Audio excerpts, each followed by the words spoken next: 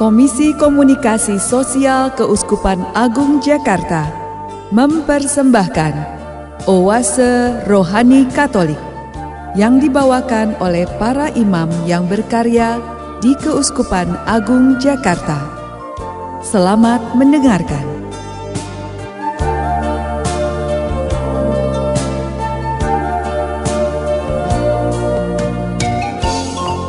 Damai Gembala Baik dan Murah Hati, kita berjumpa kembali hari ini Minggu 27 November 2016, hari Minggu Advent pertama. Dan berbahagia sekali kita semua ditemani oleh Romo Bonifacio Oni SDB bersama saya Bernadette Marita. Kami akan menemani Anda selama 1 jam ke depan. Baiklah, kita menyapa salam damai kepada Pastor Oni yang sudah berada bersama kita pada hari ini. Salam damai Pastor Oni. Halo semua, salam damai untuk semua, salam damai juga untuk Marita khususnya. Apa kabar? Baik dan selalu semangat.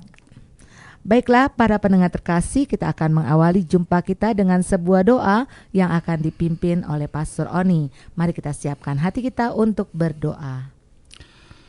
Kita memulainya dengan tanda kemenangan Kristus. Dalam nama Bapa dan Putra dan Roh Kudus. Amin. Ya Bapa yang Maha Baik, terima kasih atas penyertaan-Mu dari malam tadi sampai pada hari ini. Ya Bapa, kami berterima kasih atas segala rahmat yang telah Engkau berikan kepada kami.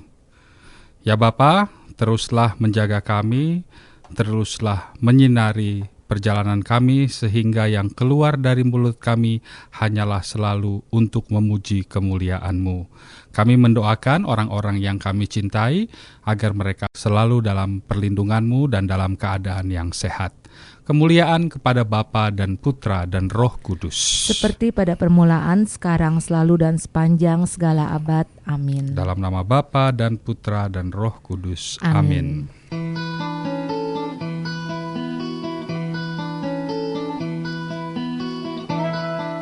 Perbincangan Rohani Injil hari ini.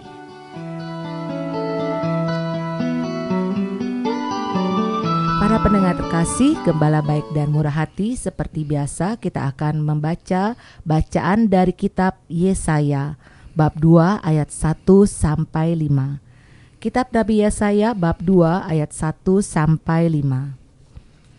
Inilah firman yang dinyatakan kepada Yesaya putra Amos tentang Yehuda dan Yerusalem. Pada hari-hari yang terakhir akan terjadilah hal-hal ini.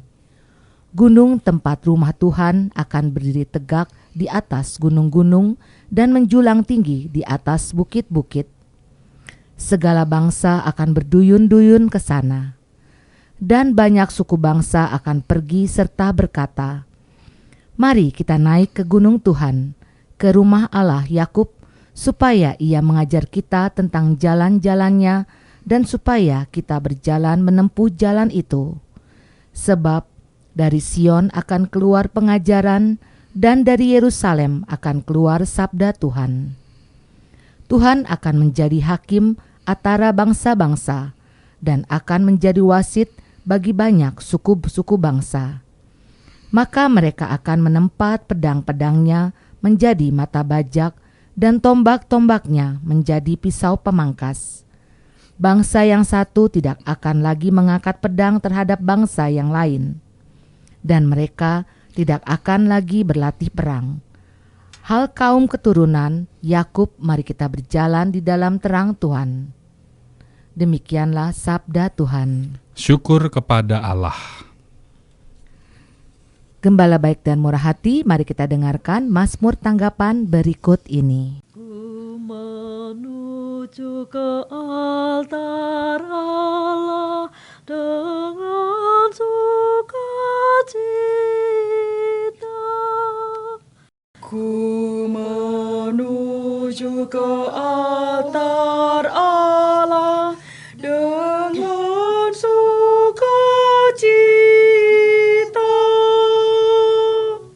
Ku bersukacita waktu orang berkata kepadaku, "Mari kita pergi ke rumah Tuhan." Sekarang kami berdiri di gerbangmu, hai Yerusalem. Ku menuju ke altar Allah dengan sukacita. Kepadamu suku-suku berziarah, yakni suku-suku Tuhan, untuk bersyukur pada nama Tuhan sesuai dengan peraturan. Ku menuju ke altar Allah dengan sukacita. Bacaan kedua dari surat Rasul Paulus kepada jemaat di Roma, bab 13 ayat 11 sampai 14a. Saudara-saudara, kamu mengetahui keadaan waktu sekarang. Saatnya telah tiba, kamu bangun dari tidur. Sebab sekarang ini keselamatan sudah lebih dekat pada kita daripada waktu kita baru mulai percaya. Malam sudah hampir lewat, dan sebentar lagi pagi akan tiba. Sebab itu marilah kita menanggalkan perbuatan-perbuatan kegelapan dan mengenakan perlengkapan senjata terang. Marilah kita hidup dengan sopan seperti pada siang hari. Jangan dalam pesta pora dan kemabukan. Jangan dalam percabulan dan hawa nafsu. Jangan dalam perselisihan dan iri hati. Tetapi kenakanlah Tuhan Yesus Kristus sebagai perlengkapan senjata terang. Demikianlah sabda Tuhan. Syukur kepada Allah. Pendengar terkasih, mari kita siapkan hati kita untuk menyimak Injil Yesus Kristus menurut Santo Matius bab 24 ayat 37 sampai 44. Tuhan sertamu. Dan sertamu juga. Inilah Injil Yesus Kristus menurut Matius. Dimuliakanlah Tuhan. Sekali peristiwa, Yesus bersabda kepada murid-muridnya, "Seperti halnya pada zaman Nuh, demikianlah kelak pada kedatangan Anak Manusia. Pada zaman sebelum air bah itu orang makan dan minum, kawin dan mengawinkan, sampai pada hari Nuh masuk ke dalam bahtera. Mereka tidak menyadari apa yang terjadi sampai air bah itu datang dan melenyapkan mereka semua. Demikian pulalah halnya kelak pada kedatangan Anak Manusia. Pada waktu itu, kalau ada 2 orang di ladang, yang seorang akan dibawa, dan yang lain akan ditinggalkan. Kalau ada 2 orang perempuan sedang menggiling gandum, yang seorang akan dibawa, dan yang lain akan ditinggalkan. Oleh karena itu, berjaga-jagalah, sebab kamu tidak tahu pada hari mana Tuhanmu datang. Tetapi ketahuilah ini, jika tuan rumah tahu pada waktu mana pencuri datang waktu malam, pastilah ia berjaga-jaga dan tidak membiarkan rumahnya dibongkar. Sebab itu, hendaklah kamu selalu siap siaga, karena Anak Manusia datang pada saat yang tidak kamu duga." Demikianlah Injil Tuhan. Terpujilah Kristus. Gembala baik dan murah hati, setelah kita menyimak firman-firman Tuhan pada hari ini, kita akan menyimak bersama permenungan yang akan disampaikan oleh Pastor Oni untuk kita semua. Pastor, dari firman Tuhan hari ini, kiranya kabar sukacita apa yang ingin disampaikan? Ya, pada bacaan yang pertama, ada beberapa hal yang perlu kita ketahui, yang bisa kita sebut juga sebagai kabar yang gembira. Karena apa? Karena kita kembali diberikan pengharapan akan kehidupan yang baru, supaya kita berani lepas dari ketakutan-ketakutan kita sendiri dan berani menatap kepada kehidupan yang baru. Kenapa demikian? Karena seringkali kita tidak bisa melihat masa depan yang lebih baik, tidak bisa melihat pengharapan yang lebih baik karena banyak dari kita takut. Nah, seringkali ketakutan itu datang dari diri kita sendiri. Bacaan ini memberikan kita kekuatan untuk kita berani lepas dari ketakutan tersebut sehingga kita bisa dan berani untuk menatap ke depan dan melangkah lebih jauh lagi supaya kita bisa mengenal Tuhan. Nah, pada bacaan ini, sebelum mendalami isi bacaan, marilah kita mencoba untuk mengenal siapa si Yesaya ya. Pada bacaan pertama, Yesaya. Yesaya itu dari Yerusalem, orang Yerusalem, dan ia bernubuat dalam masa Raja Uzia, Raja Yofam, Ahaz, dan Hizkia, di mana mereka semua itu adalah raja-raja dari daerah Yehuda.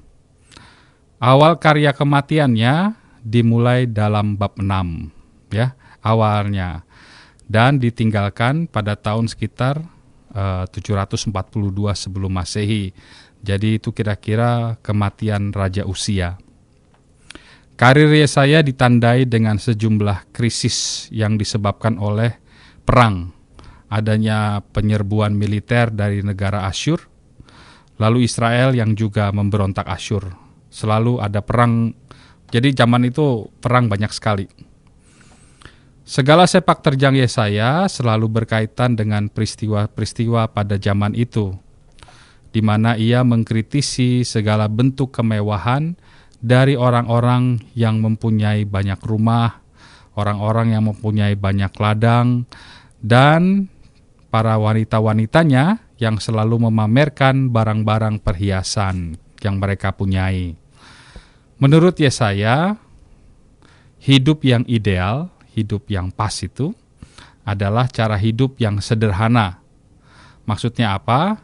Maksudnya Yesaya di mana orang dapat hidup dari susu dan madu. Susu dan madu itu adalah hasil asli dari negeri sendiri. Yesaya selalu mencoba memberikan wejangan dengan mereka yang berperang untuk selalu mengambil tindakan yang tenang dalam menghadapi segala ancaman. Jadi meminta mereka untuk tidak selalu terburu-buru, lebih banyak mempertimbangkan daripada hanya menyerang saja, karena banyak sekali korban yang berjatuhan dan biasanya bukan orang-orang militer dan lebih banyak orang-orang sipil. Dan di sini Yesaya adalah nabi yang berbeda dengan yang lain. Dia maksudnya itu kalau nabi-nabi yang lain itu biasa menyepi ya di desa-desa, di gurun-gurun, tapi dia berbeda. Dia adalah nabi kota bisa kita bilang, yang biasa bergaul dengan orang-orang, dengan kenisah. Dan ia dapat mendekati para raja sebagai penasehat politik. Jadi ya dekat dengan orang-orang penting, orang-orang politik. Artinya dia adalah seorang yang terpelajar dan terbukti dengan penguasaannya dalam berbahasa. Jadi dia juga bisa bahasa Ibrani ya. Pada zaman itu bahasa Ibrani adalah salah satu bahasa yang digunakan oleh orang-orang pintar saja. Segala visi sosial dan politiknya untuk Yesaya itu dasarnya apa? Selalu dari keyakinan teologisnya. Pusat dari nubuat Yesaya adalah visinya mengenai Allah. Apa-apa Allah, semuanya Allah. Sehingga sering disebut yang kudus dari Israel. Kekudusan Allah menunjukkan bahwa manusia itu berdosa. Semakin Allah kudus, semakin manusia itu terlihat bahwa tidak bisa apa-apa tanpa Tuhan. Dan bagi Yesaya, pemuliaan Allah adalah kesimpulan dari keterbatasan manusia. Manusia yang sombong dan haus akan kekuasaan akan mencelakakan dan ditakdirkan bahwa manusia itu pasti akan gagal. Oleh karena itu dia selalu memberikan wejangan untuk selalu mempertimbangkan, tidak boleh jatuh pada kekuasaan, tidak boleh jatuh pada kesombongan, karena pasti ujung-ujungnya gagal. Wejangan-wejangan Yesaya seringkali bertentangan dengan situasi politik pada saat itu. Nah, di sini mulai timbul gesekan-gesekan dengan para pembesar politik pada saat itu, khususnya kepada dengan para penasehat profesional raja. Mereka selalu mementingkan tentang menang kalah, bagaimana menggapai kekuasaan kerajaan lain, penjajahan. Tapi Yesaya berbeda, bagaimana bisa selalu bersama Tuhan. Nah, ini makanya selalu ada gesekan-gesekan. Tuntutan dasar Yesaya adalah iman kepada Allah. Dan bagi Yesaya, iman berarti percaya dan lebih bersandar atau pasrah total kepada Allah daripada kekuatannya sendiri. Kenapa dia mengatakan demikian? Karena para profesional itu pikirnya hanya untuk mendapatkan kekuasaan, dan mereka melihat jumlah tentaranya banyak, pasti kita menang, dan akhirnya pelan-pelan menggeser yang namanya Tuhan. Nah, ini yang mau Yesaya kritisi, bahwa manusia tanpa Tuhan ujungnya pasti gagal. Nah, keselamatan bagi Yesaya tidak identik, tidak sama dengan kekayaan dan kemakmuran, tapi lebih pada ibadat yang murni kepada Allah. Nah, ini menarik nih. Bagi Yesaya yang namanya keselamatan itu, karena ada yang berpikir bahwa kalau aku kaya, aku makmur, berarti Tuhan mencintai aku, Tuhan menyelamatkan aku. Nah, ini tidak. Ternyata dari zaman dulu, dari perjanjian lama, pikiran itu sudah terlihat, dan Yesaya mau mau menggeser cara pikir tersebut, bahwa yang namanya diselamatkan, namanya dicintai Tuhan tuh uangnya kalau banyak tuh dicintai, kalau sakit tidak dicintai, kalau miskin tidak dicintai. Bukan seperti itu. Terlihat seperti itu karena, dan ironisnya, umat akan menjadi baik jika dikurangi sampai tinggal sisa-sisanya dan dirampas kebun anggurnya. Ya, kalau kita baca di situ nanti ada perampasan dan dipaksa hidup dari susu dan madu seperti nenek moyang mereka dulu. Oleh karena itu, supaya menjadi makmur, akhirnya mereka melakukan banyak tindakan-tindakan kejahatan, tindakan-tindakan ketidakadilan, perampasan, pemaksaan dan lain sebagainya. Menurut Yesaya, bagi Allah adalah Allah yang tidak bisa diselami oleh manusia. Jadi kita semua itu bukan apa-apa, seperti rumput-rumput saja. Pertama, Yahweh, Allah Israel, adalah pencipta segala sesuatu sebagai yang pertama dan yang terakhir. Karena Allah adalah satu-satunya. Karena tidak bisa dipungkiri adanya keberadaan Allah-Allah yang lain seperti Dewa Babel dan sebagainya. Nah, jadi pada zaman itu mau memperlihatkan bahwa Yahweh adalah satu-satunya. Sama seperti sekarang banyak dewa-dewa palsu yang lainnya, zaman dulu sudah ada. Dan di sini sebagai orang Katolik kita juga mempunyai tugas bahwa yang benar adalah Allah kita, bukan dukun, bukan tepekong dan lain sebagainya. Nah, di sini Yesaya sekali lagi melarang untuk menyembah dewa-dewa palsu karena mereka adalah berhala yang tidak berdaya dan tidak mempunyai kekuatan yang bisa menyelamatkan. Bagi Yesaya, semua bangsa wajib beribadah kepada Yahweh. Dan yang kedua, Allah adalah penebus Israel yang telah memberi mereka kembali dari negeri perbudakan. Yahweh adalah Allah yang membebaskan manusia dari perbudakan. Sekali lagi, selain hanya menyelamatkan, juga membebaskan manusia dari perbudakan. Ini bisa jadi renungan untuk pribadi kita masing-masing. Apakah kita masih menyembah Allah kita satu-satunya, atau pada suatu saat kalau kita mengalami kesusahan, masih pergi ke dukun enggak? Masih pergi ke tepekong enggak? Masih begitulah. Dan yang kedua, apakah kita masih diperbudak? Ini refleksi baik pada masa Advent ini. Apa sih yang biasanya membuat aku semakin jauh dari Tuhan? Nah, ini sekali lagi kita renungkan bersama-sama. Supaya apa? Supaya kita bisa terbebaskan. Nah, pada bacaan pertama tadi, Nabi Yesaya melihat sebuah visi bahwa para umat akan berkumpul bersama-sama di Yerusalem. Mereka berkumpul untuk mendengarkan sabda Tuhan. Dan semuanya itu untuk memulai bentuk perdamaian yang luas, yang universal. Dan semuanya diundang untuk merealisasikannya dan berjalan di dalam terang Tuhan. Semuanya harus berkumpul bersatu untuk membentuk perdamaian. Perdamaian tidak bisa dilakukan oleh satu orang, tapi harus bersama-sama. Semakin banyak yang bisa berdamai dalam nama Tuhan, semakin mudah untuk merealisasikan perdamaian tersebut. Dan di bacaan kedua, semakin terlihat bahwa keselamatan itu hanya datang dari Allah. Dan dari Allah yang maksudnya Allah itu sudah dekat. Seperti yang dinyanyikan dari lagu antar bacaan, di mana mazmurnya itu tadi kita dengar oleh orang-orang Ibrani pada saat mereka melakukan perjalanan perziarahan tentang sebuah kota yang penuh dengan cinta dan kedamaian, di mana kedamaian itu bisa dirasakan oleh semua orang. Nah, nanti diulangi lagi, didengarkan baik-baik lagi. Mazmurnya itu indah sekali, membawa kita menuju kepada keselamatan setelah kita kembali berjalan dari peziarahan. Dan Yesus telah menyelamatkan kita dengan mengantar kita untuk keluar dari dosa kepada bentuk keadilan dan kepada kehidupan yang baru dari kematian diri sendiri. Nah, hal itu memperlihatkan bahwa kehidupan ini bukanlah hal yang sia-sia, bukanlah kehidupan yang liar, nggak ada arahnya. Tapi kehidupan ini adalah sebuah perjalanan menuju kepada Tuhan Sang Juru Selamat, Yesus Sang Juru Selamat.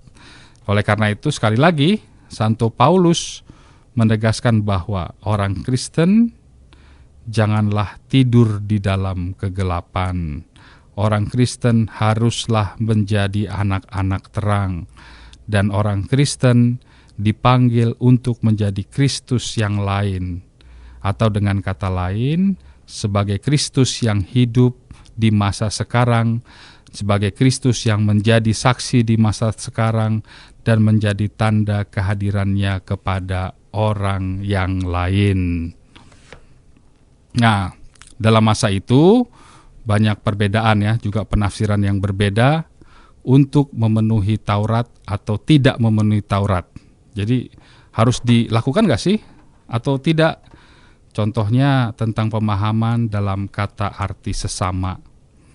Pada bangsa Yahudi, sesama adalah hanya untuk orang sebangsa atau yang punya saudara, baik itu darah atau saudara karena menikah. Tapi dalam tradisi, arti sesama lebih mempunyai arti yang lebih luas, yaitu semua orang yang dikasihi Tuhan. Tadi ingat bahwa kita semua diundang untuk menjadi menjadi peserta pembawa perdamaian. Supaya apa? Supaya orang merasakan dikasih Tuhan. Ketika orang merasakan dikasih Tuhan, maka kita adalah sesama, kita adalah saudara. Ya, jadi bukan karena agamanya sama-sama Katolik, kitab sucinya sama-sama nyembah Yesus, tapi tidak. Semua yang dikasihi Tuhan adalah sesama. Tapi supaya orang bisa merasakan kasih Tuhan, kita adalah sebagai alatnya untuk membawa orang itu merasakan cinta Tuhan. Dan kemudian Paulus mau mengajak kita pada hal-hal yang harus dihindari untuk menuju bentuk kehidupan yang lebih baik. Yaitu yang pertama, paling tidak tadi kita dengar, tidak boleh berlebihan dalam hal makan dan minum. Ya, tidak boleh sampai kenyang kemudian menghambur-hamburkan makanan atau mabuk-mabukan, tidak. Perlu adanya ugahari dalam hal seksualitas dan kenikmatan duniawi. Dan yang terakhir, menjauhi pertengkaran dan kecemburuan. Semua orang sekali lagi diajak untuk menjauhi tata cara hidup yang tidak baik, dan sebagai gantinya, orang harus mencari bentuk kehidupan yang lebih terhormat dan utuh. Jangan mengarah pada kenikmatan yang semata, yang tidak tertebus atau salah arah, melainkan meniru kehidupan Yesus yang lebih bermutu dan arahnya jelas. Ya, terima kasih Pastor Oni. Baiklah para pendengar terkasih, kita resapkan dalam hati sanubari apa yang sudah disampaikan Pastor Oni di bagian pertama ini sambil kita menyimak sebuah lagu.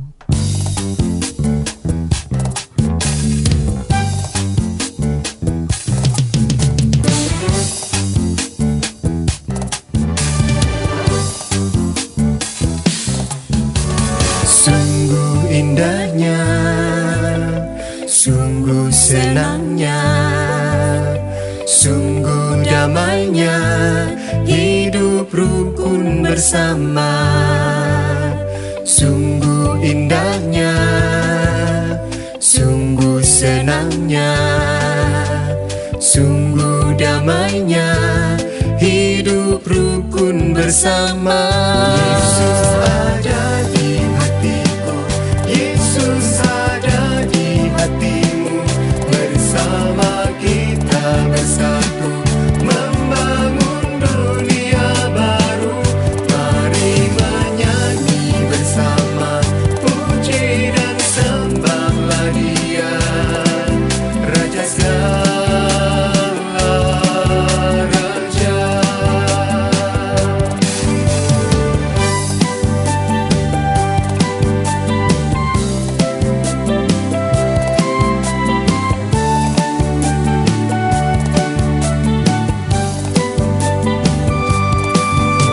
Sungguh indahnya, sungguh senangnya, sungguh damainya hidup rukun bersama.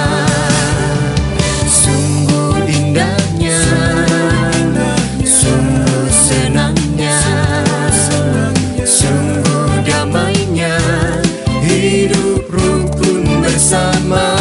Yesus ada di hatiku, Yesus ada di hatimu, bersama kita bersatu membangun dunia baru.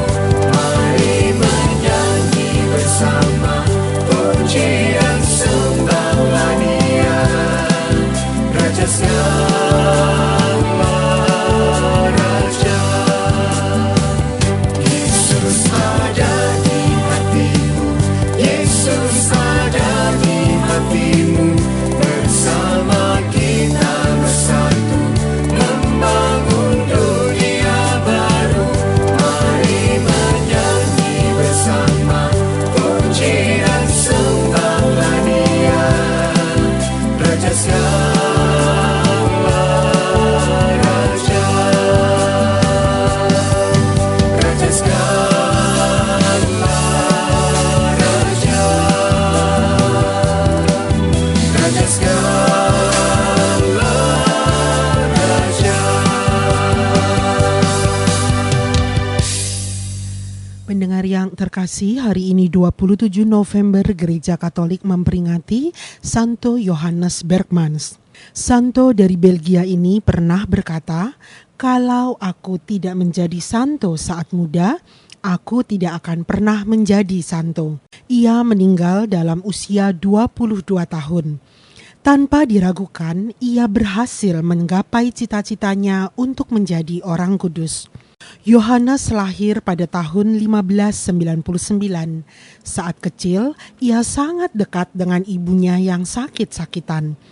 Tetapi ia tetap suka bergabung dengan teman-teman bermain drama tentang kisah-kisah dalam Alkitab. Ia sangat mahir memainkan peran Daniel yang membela Susana yang tak bersalah. Saat berusia 13 tahun, ia ingin belajar menjadi imam. Namun ayahnya, seorang pembuat sepatu, membutuhkan bantuannya mencari uang bagi keluarganya. Akhirnya ayahnya memutuskan mengizinkan Yohanes menjadi pelayan rumah tangga seorang imam. Dari situ ia bisa mengikuti pelajaran-pelajaran di seminari. 3 tahun kemudian Johannes Bergmans masuk Serikat Yesus. Ia berdoa, belajar dengan tekun, dan dengan bersemangat memerankan tokoh dalam drama-drama religius. Ia membuat moto, memperhatikan dengan baik hal-hal kecil. Dan ia pun melaksanakan moto ini pada kehidupan sehari-harinya. Santo Johannes Bergmans tidak pernah melakukan perbuatan besar dan heroik, tetapi ia melakukan hal-hal kecil dengan baik, dari mulai melayani orang makan sampai membuat catatan pada saat pelajaran. Ketika ia jatuh sakit, tidak ada dokter yang dapat menemukan penyakit apa yang dideritanya. Johannes Bergmans meninggal pada tahun 1621. Berbagai mujizat terjadi di makamnya. Langsung orang-orang menyebutnya santo. Ia dikanonisasi pada tahun 1888 oleh Paus Leo ke-13. Demikianlah pendengar yang terkasih, hari ini 27 November Gereja Katolik memperingati Santo Johannes Bergmans.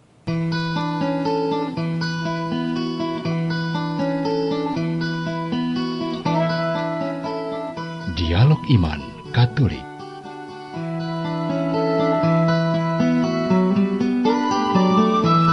Gembala baik dan murah hati, kita kembali menyimak siaran Oase Rohani Katolik hari Minggu 27 November 2016, hari Minggu Advent pertama. Dan masih setia menemani Anda sampai di penghujung acara nanti, Pastor Bonifacio Oni STB dan saya Bernadette Marita. Saya informasikan kepada Anda bahwa yang mau bertanya ataupun mengirimkan usul dan saran, Anda dapat kirim ke nomor handphone 0822 1036 1555, 0822 1036 1555. Atau bagi Anda yang ingin sharing iman, silakan kirim ke orkkaj@yahoo.com, orkkaj@yahoo.com. Baiklah para pendengar setia, kita kembali bersama Pastor Oni untuk melanjutkan permenungan kita pada hari ini. Baik. Nah, bagian Injil yang kita dengar tadi mau memberikan kita beberapa garis besar. Yang jelas adalah untuk mempersiapkan diri. Nah, kabar baiknya adalah bacaan ini mengingatkan kepada kita sebagai orang Kristen supaya tidak dikuasai pada pemikiran yang apokaliptik, yaitu cuman memikirkan dan menghitung-hitung saja kapan saat datang kembalinya maksudnya. Tetapi kita diajak lebih mempersiapkan diri untuk menghadapi kedatangan Tuhan, dan persiapan itu khususnya secara rohani. Dalam bacaan, Matius mau menekankan bahwa kedatangan anak manusia ini adalah sesuatu yang pasti, ya. Jadi kedatangan Tuhan nanti pada saat yang kedua adalah pasti, bukan ya kali datang kali ya, kali nggak datang ya gitu, bukan. Tapi pasti. Kapannya? Nah ini kita belum tahu. Walaupun dalam perjalanannya akan banyak halangan, khususnya contohnya yang sering kita alami muncul nabi-nabi palsu. Kedatangan Kristus ini dilihat sebagai kedatangan Yesus, sebagai kedatangan yang meriah gitu ya, yang bukan cuma dalam kesenduan begitu, tapi bentuknya lebih meriah dan tetap harus dikaitkan dalam bentuk kedatangan untuk penghakimannya. Walaupun meriah, bukan dipikirkan hanya nanti seperti kelihatan pesta-pesta, tapi ada juga bentuk kedatangan dalam hal penghakiman kita. Kalau kita lihat lagi dalam perumpamaan-perumpamaan yang disampaikan oleh Yesus, Yesus sering menggunakan kiasan-kiasan dari perjanjian lama, seperti kebun anggur, seperti kata Bapa, hakim, panen, tuan rumah, itu semuanya adalah kiasan-kiasan dari perjanjian lama. Tapi di sini dia menggunakan kiasan yang sama sekali baru, agak berbeda yang ini. Kedatangan anak manusia pada akhir zaman akan seperti air bah, yang artinya akan ditandai seperti malapetaka, tapi manusia tidak akan bisa menghindarinya, dan manusia tidak berdaya untuk menghadapinya. Kedatangannya sangat besar, sehingga kita tidak mampu mengelaknya. Yesus meminta manusia mampu menangkap tanda-tanda tersebut. Pasti ada tanda-tandanya, tapi bagaimana kita bisa menangkapnya atau tidak?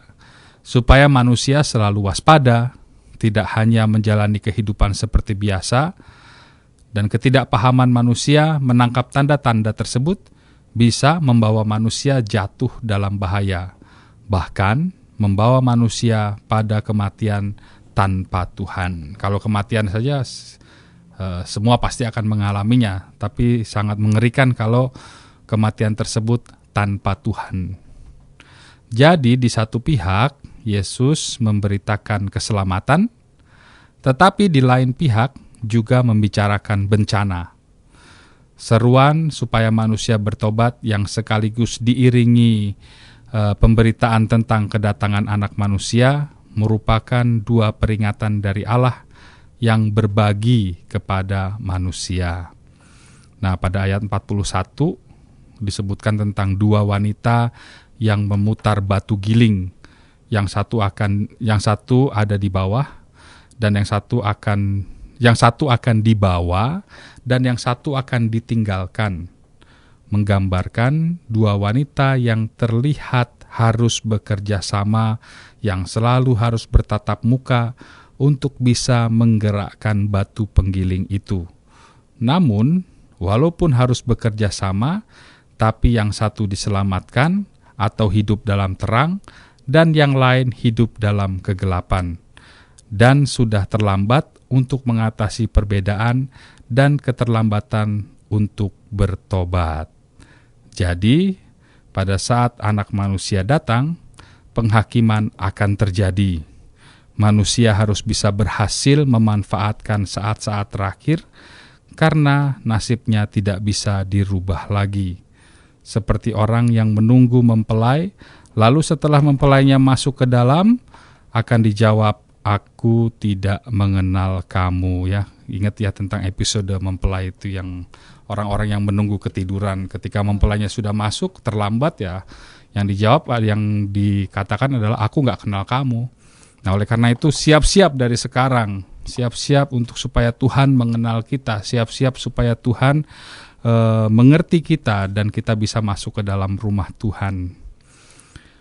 Melihat bahwa pada akhir zaman itu datang seperti air bah dan tiba-tiba, manusia haruslah berjaga-jaga. Nah, pada bacaan ini Matius tidak memberikan cara bagaimananya, cara berjaga-jaganya ya, dia tidak memberikan tips-tipsnya, tapi yang sudah pasti bahwa manusia sudah diberitahu untuk selalu siap sedia. Sekali lagi Matius nggak ngasih tahu cara-caranya, tapi dia sudah beritahu harus siap sedia dari sekarang. Berjaga-jaga di sini bukanlah sebuah sikap yang tidak jelas atau seperti sikap pasif, bingung-bingung, nunggu-nunggu aja atau malah penuh kepanikan, aduh gimana nih, ini gimana nih. Tetapi manusia diminta untuk tetap setia pada tugas dan misi yang Tuhan telah percayakan.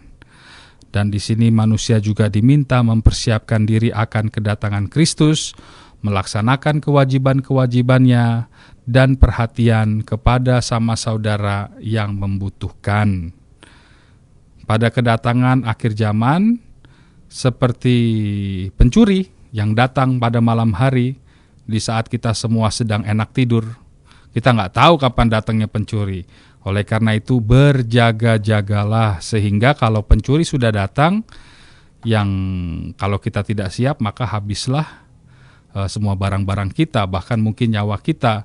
Dan pada ujung-ujungnya kita nggak boleh berkata, coba saya tahu pencuri mau datang. Nah, oleh karena itu kita nggak pernah tahu. Sekali lagi, berjaga-jagalah.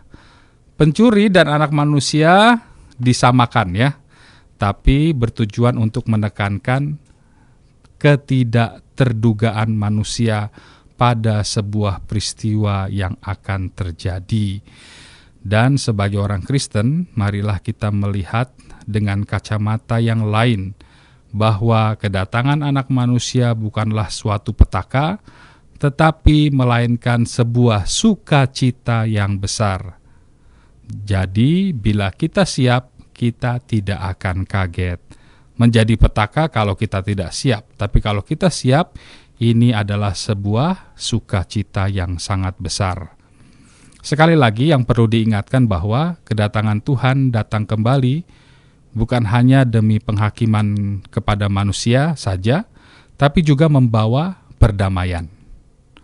Tapi perdamaian tersebut tidaklah begitu saja terjadi, seperti sulap, ya, seperti tukang sulap yang mengayunkan tongkatnya bim salabim, terjadilah apa yang dikatakan pesulap. Tapi diperlukan usaha yang benar-benar keras, dan kita semua diundang untuk menjadi alat atau instrumen perdamaian tersebut. Nah, di sini kita bisa melihat dalam saat kita Ekaristi. Jadi itu bukan cuma cerita-cerita saja. Di Ekaristi kita diajak untuk menjadi pembawa perdamaian. Dari Ekaristi kita disarankan untuk mulai dari keluarga kita masing-masing. Sebelum kepada hal yang besar, kita memulai perdamaian tersebut dalam keluarga kita masing-masing, di mana kita menyatukan kisah sengsara Yesus dengan kehidupan kita masing-masing, supaya kita bisa mengalahkan kegelapan dalam kehidupan, lalu kita dapat menemukan terang dan kekuatan di dalam Tuhan untuk tetap berjalan menuju kepada Tuhan. Nah, ini bagus sekali. Kisah sengsara Tuhan juga kita sandingkan dengan kehidupan masing-masing, karena kisah sengsara Tuhan endingnya adalah kemuliaan. Di sini kita mencontoh, meneladani Tuhan sendiri, supaya kita pun nanti pada akhirnya kita akan bersanding dengan Tuhan di dalam kemuliaannya. Tetaplah waspada untuk selalu siap bila bertemu dengan Tuhan. Tapi kesiapan yang dimaksud adalah hidup menjadi orang baik, ya, sesuai dengan misi Tuhan yang diberikan kepada kita.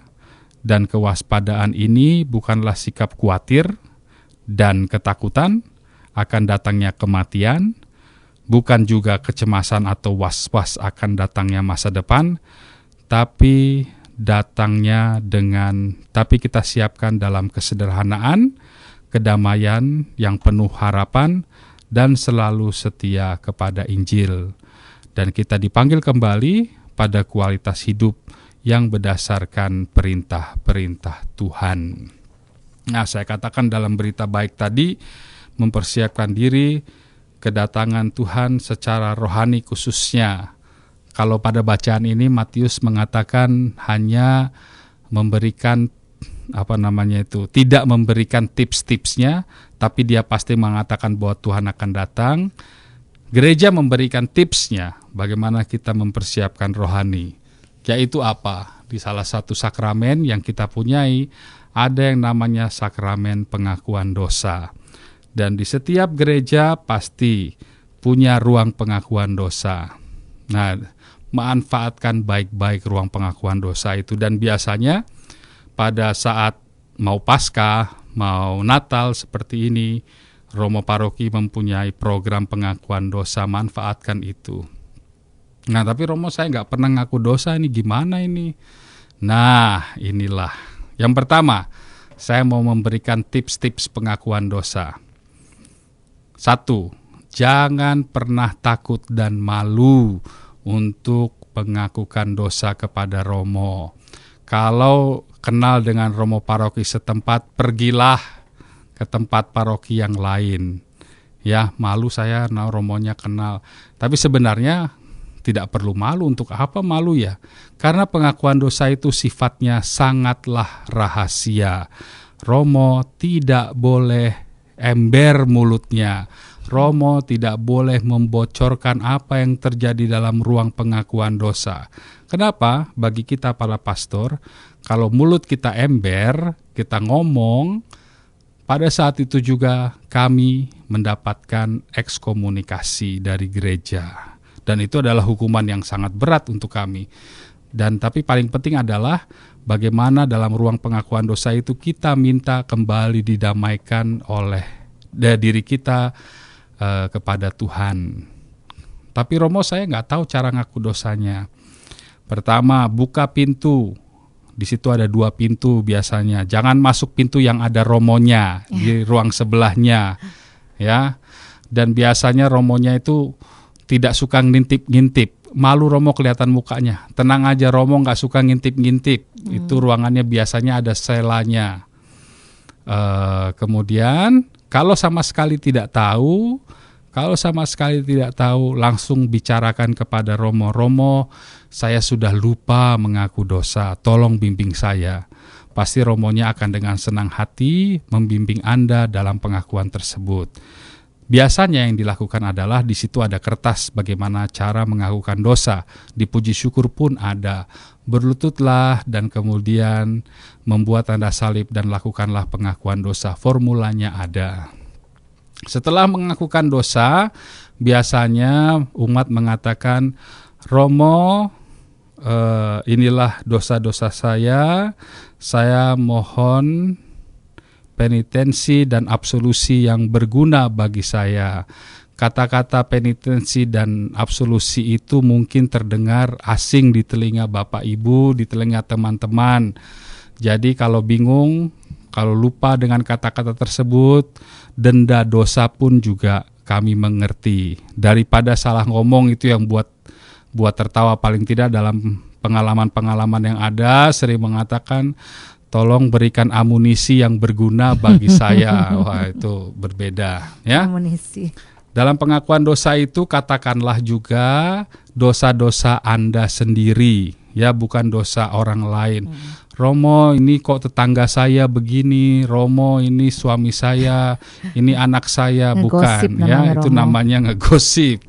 Ya, katakanlah dan jujur. Dan jujur, apa yang dimaksud dengan jujur? Katakan yang sebenarnya. Contohnya, Romo, saya mencuri. Mencuri apa? Mencuri tali. Tapi kemudian, kalau mencuri tali mungkin itu ditimbang sebagai dosa yang ringan. Tapi kalau di ujungnya, tapi Romo di ujung tali ada 3 ekor kerbau. Wah, berarti kamu mencuri 3 ekor kerbau, bukan mencuri tali. Katakan dengan sangat jujur, ya. Jangan ditutup-tutupi. Dan kemudian ini yang sering terjadi. Kalau sebuah dosa atau beberapa dosa yang dulu pernah diakukan sebelumnya dan tidak dilakukan kembali, tidak perlu sekali lagi diakukan lagi, ya. Tidak perlu diakukan lagi, kecuali dosa yang sama dibuat kembali. Kalau tidak dibuat kembali tidak perlu. Kadang-kadang orang mengatakan, aduh kalau saya ngerasa tidak srek nih kalau tidak diomongkan. Nah, ini yang mau saya ajak kepada teman-teman sekalian. Ini bukan masalah srek atau tidak srek, tapi bagaimana kita bisa menerima rahmat pengampunan dosa. Kalau itu benar-benar sudah disesali dan tidak dilakukan lagi, rahmat pengampunan dosa berkarya kepada Anda. Setelah itu semua pengakuan dosa disebutkan, Romo akan memberikan nasihat. Nasihat-nasihat tersebut hendaklah benar-benar didengarkan dan tidak perlu disela. Ya, ini bukan konsultasi. Ingat, pengakuan dosa bukan konsultasi. Kalau Bapak Ibu ingin, teman-teman ingin pengakuan dosa yang lebih panjang, lebih baik mencari waktu khusus dengan romonya supaya lebih puas pengakuan dosanya. Tapi kalau tidak, sebutkan saja dosa-dosanya, Romo akan memberikan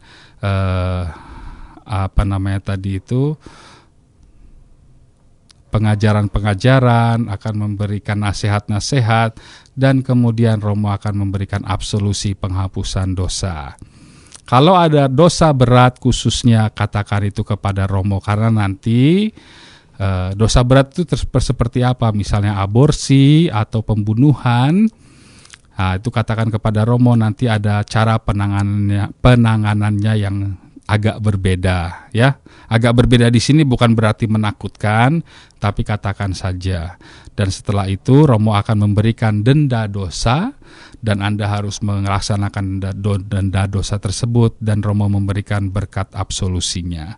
Habis itu selesai deh, Anda keluar dari ruangan penuh dengan kedamaian dan di kepalanya ada lingkaran putih yang menyala. Dapat lingkaran putihnya ya Romo ya, tuing-tuing. Nah, itu. Ya. Pastor, sebelum mengakhiri jumpa kita dengan para pendengar, rangkumannya dari bagian pertama dan bagian kedua apa Romo?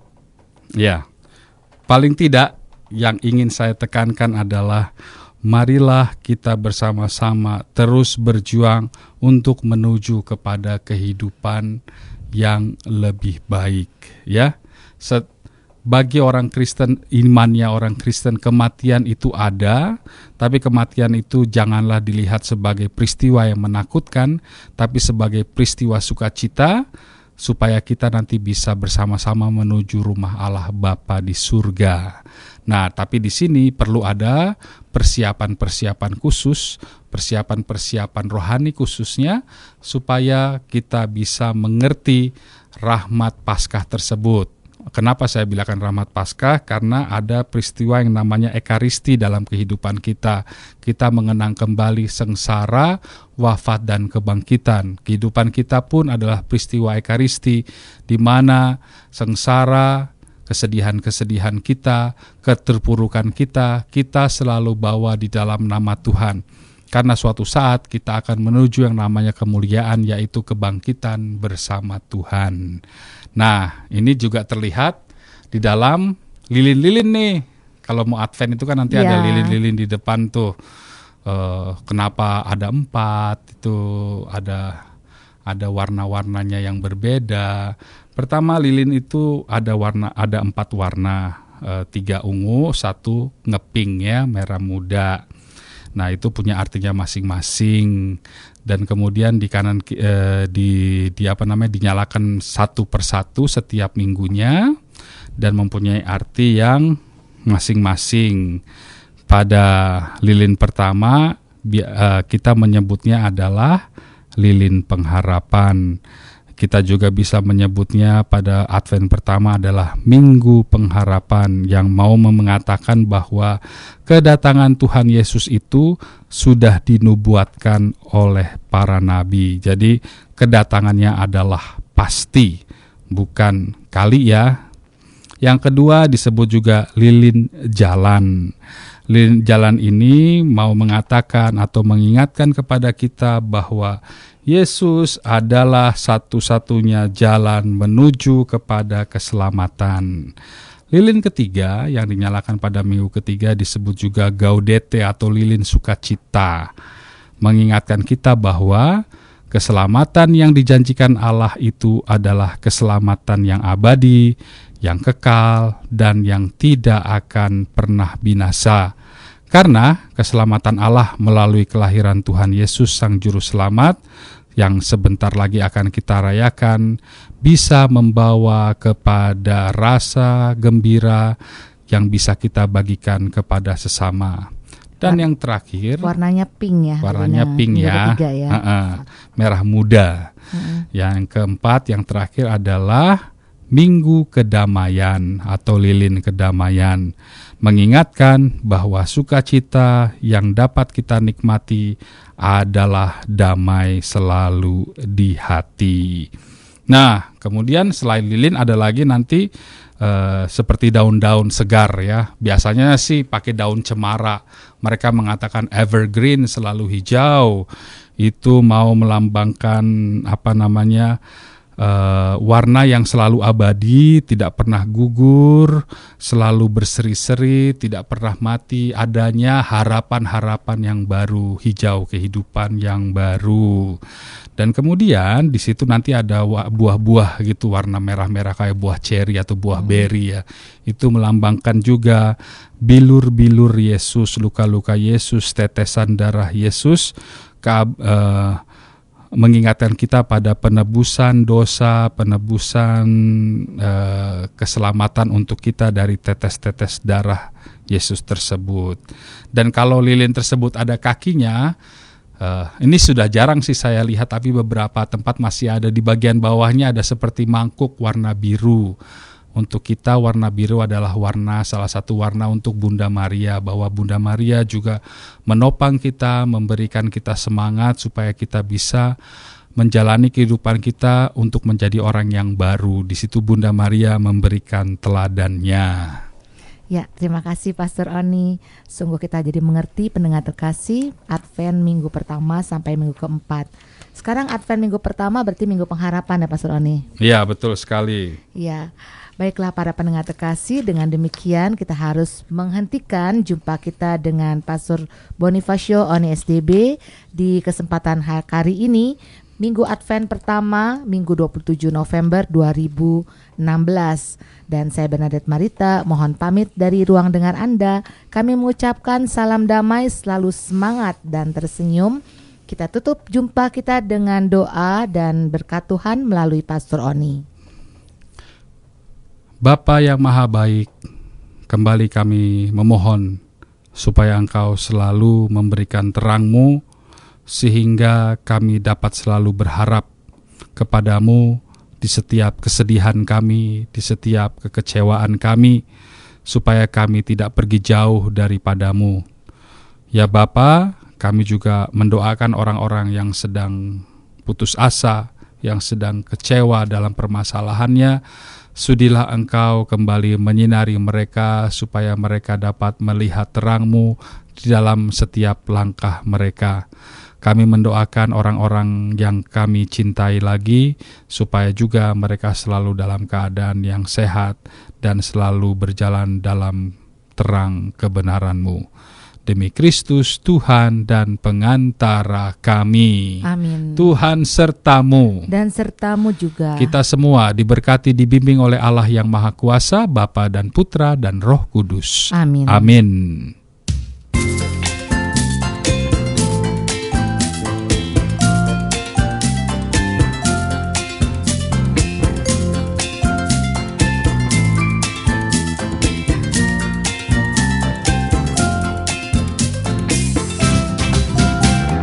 Mari menyanyi dan menari, diiringi gambus dan kecapi, seruling, rebana dan celempung, ceracap yang gemercik. Pujilah dan sembahlah Dia, rahmat-Nya yang diberikan kita, tinggikan dan agungkan Dia, Raja segala raja.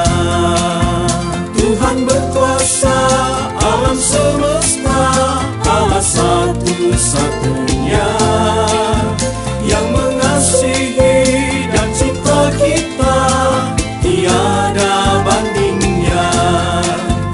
Tuhan berkuasa alam semesta, Allah satu-satunya yang mengasihi dan cinta kita, tiada bandingnya.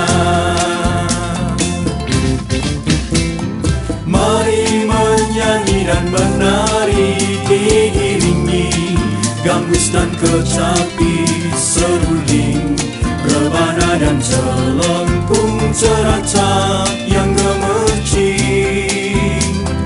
Pujilah dan sembahlah Dia, rahmat-Nya yang diberikan kita, tinggikan dan agungkan Dia, Raja segala raja.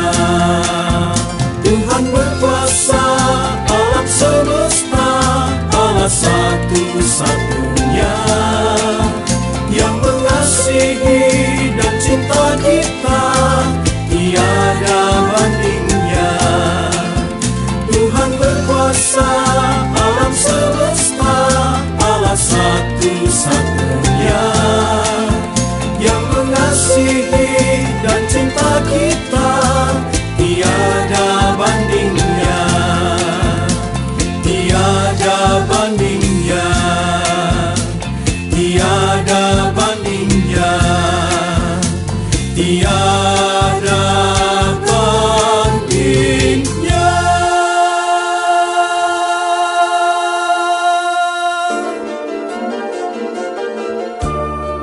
Demikianlah Oase Rohani Katolik yang dipersembahkan oleh Komisi Komunikasi Sosial Keuskupan Agung Jakarta, yang dibawakan oleh para imam yang berkarya di Keuskupan Agung Jakarta. Tuhan memberkati.